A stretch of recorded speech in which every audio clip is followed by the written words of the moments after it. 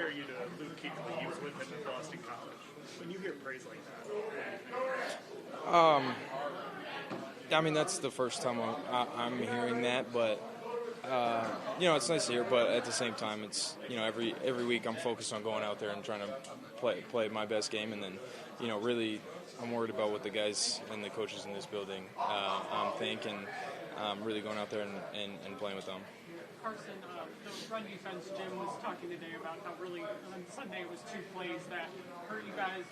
What do you do to fix that, knowing that this is the number 2 rushing offense that you're going to be facing on Sunday? Yeah, I think, like you said, it was those 2 plays, and other than that, I feel like we did a pretty solid job against the run. And it's just, not letting our guard down for a single play, and, every play matters, and we can't, have bad eyes for one play. We got to go in prepared for everything they're going to give us, and have success on every play. How would you describe the Bears' run scheme? I know they're number 2 in the league. They've had some huge games. So what makes them so good?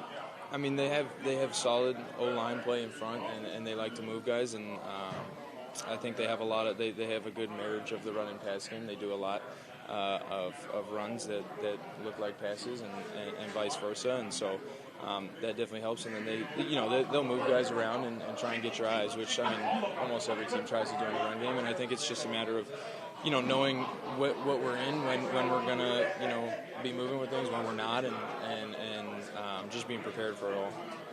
Getting back to Kuechly, combine, you did bring him up as a player. Yeah. Model your game. So is that gratifying that you're resembling him in your first year? Well, I guess. I mean, I think he's somebody to just when he would go out on the field. There was a another level that he would get to, and at the same thing, he still was always making the plays, and I think one of the things I respect most is just when he's on the field, you couldn't find a play where he wasn't going 100% and wasn't around the ball.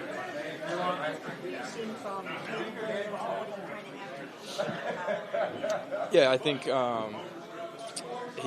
one of the things you got to be ready for is just the creation after the play. I think he does a good job of being able to get out of sacks, and so I think it's just a matter of when you do have the opportunities to get him down, having the right technique to do that, and then just on the back end, in coverage, being able to stay on your guy. It's a hard thing to do, but doing your best to stay on and make those throwing windows small when he is doing that. Offenses are going to have to adjust to whatever the weather is on Sunday. Just how does that affect your way going into a game? Maybe you think Caleb and the Bears are going to do one thing offensively, and the weather could completely force them to do something else. Just how does that calculate into how you prepare?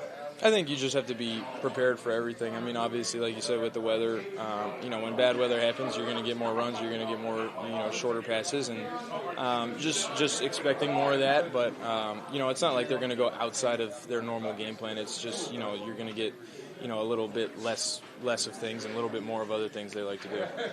So how are you dealing with this?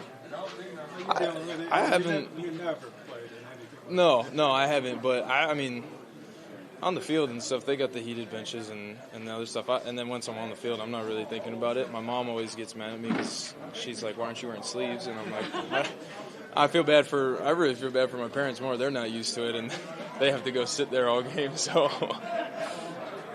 As you talk about comparing you already to Luke Kuechly, I'm pretty sure he was the last linebacker in defensive rookie of the year. If you are able to punctuate your season with that and be the first one to put that sandwich, what would that mean? So we would follow that trajectory.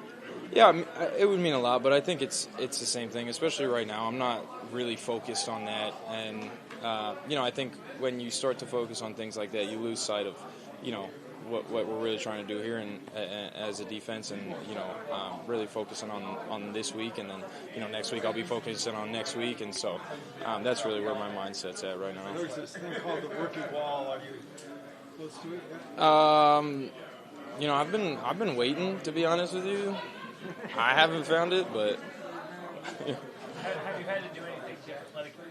I think about with rookies, especially, you guys are going constantly. It's like your season ends, you're training for the combine, then it's the draft, then you start rookie minicamp and so on. Is there anything you have to do differently, physically, training-wise, to keep your I mean, it's the same with any season. I mean, I'm playing a longer season than I've ever played before, so it's just having to find ways to be smarter about recovering and things like that. And then each week I've tried to almost like make whatever my process was before better and try and learn from it. And so obviously there's things that's changing each week, and I just think with the longer season, it's the real difference is just taking care of your body. Yeah, thank you.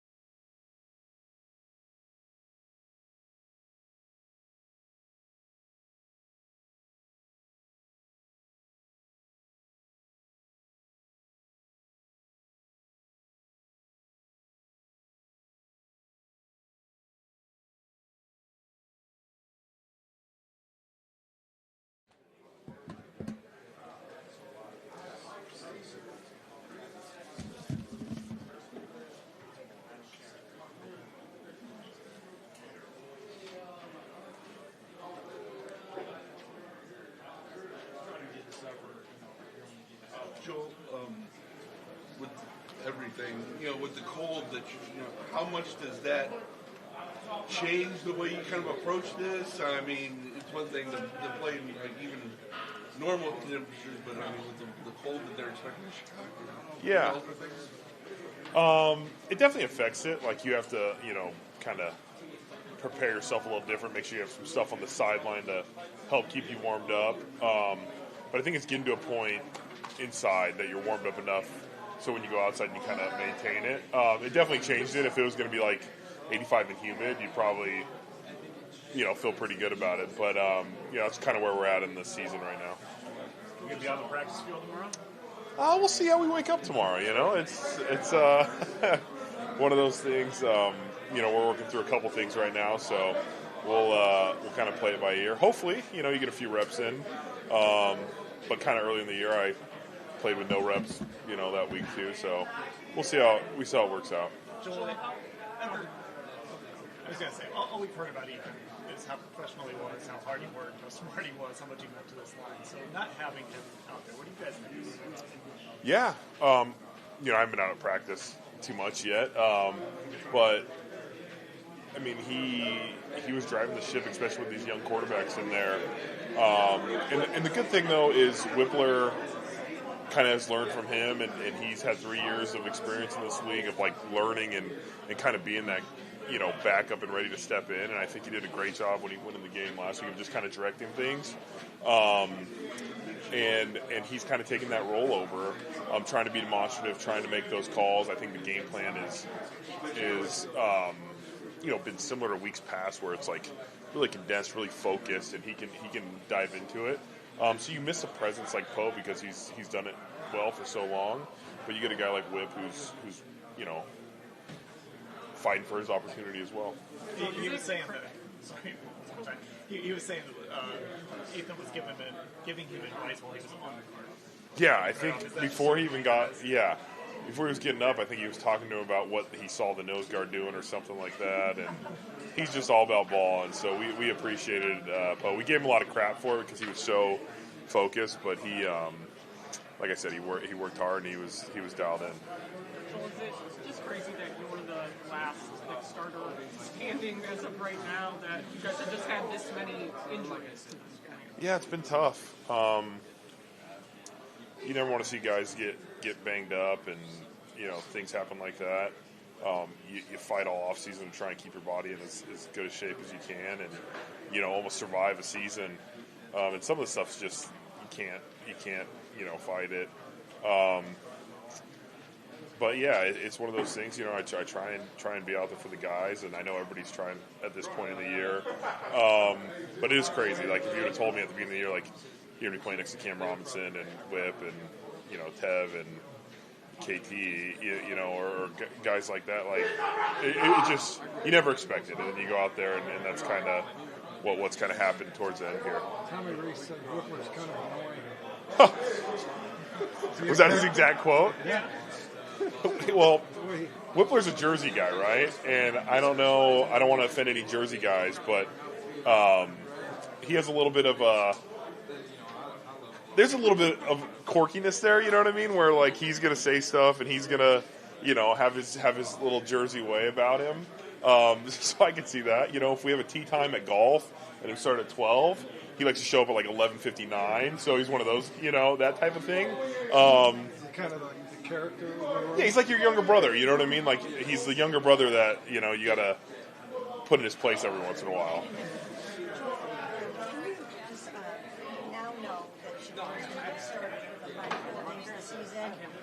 Just what are your thoughts on that, and how does that maybe help you guys to know who you're going to have and build on that? Yeah, we've been taking it week by week and just kind of whoever's back there. But I think he's shown some really good things and made some big plays for us. Had us down there to try and tie the game last week, and it just gives him a chance to grow in this offense and see what we can do. I know we have some challenging defenses coming up, and it'll be a big opportunity. We want to try and give him his best opportunity to show, what he can do and how he can play in the NFL. And I think every game is for these quarterbacks is so good just to learn and get the speed in the game, and it'll be good for this year and his future.